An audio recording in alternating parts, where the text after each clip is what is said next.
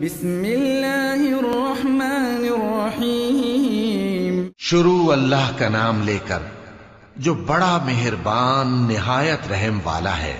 هل أتاك حديث الغاشية وجوه يومئذ خاشعة عاملة ناصبة تصلى نارا حامية تسقى من عين آنية ليس لهم طعام إلا من ضريع لا يسمن ولا يغني من جوع۔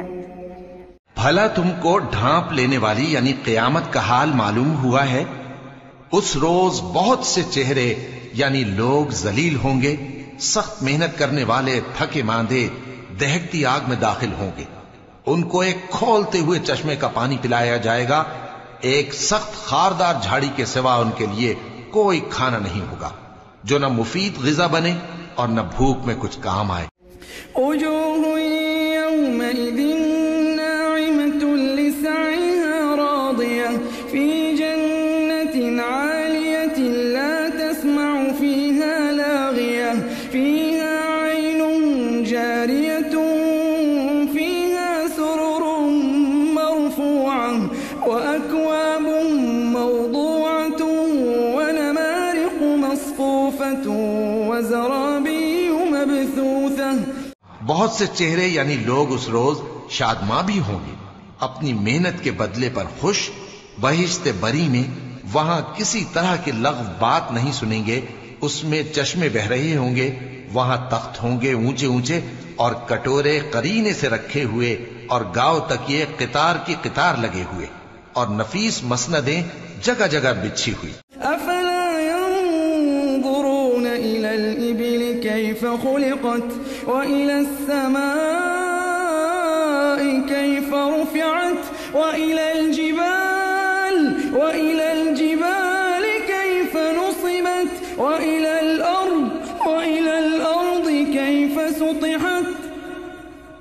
تو کیا یہ لوگ اونٹوں کی طرف نہیں دیکھتے کہ کیسے عجیب پیدا کیے گئے ہیں، اور آسمان کی طرف کہ کیسا بلند کیا گیا ہے، اور پہاڑوں کی طرف کہ کس طرح کھڑے کیے گئے ہیں، اور زمین کی طرف کہ کس طرح بچھائی گئی۔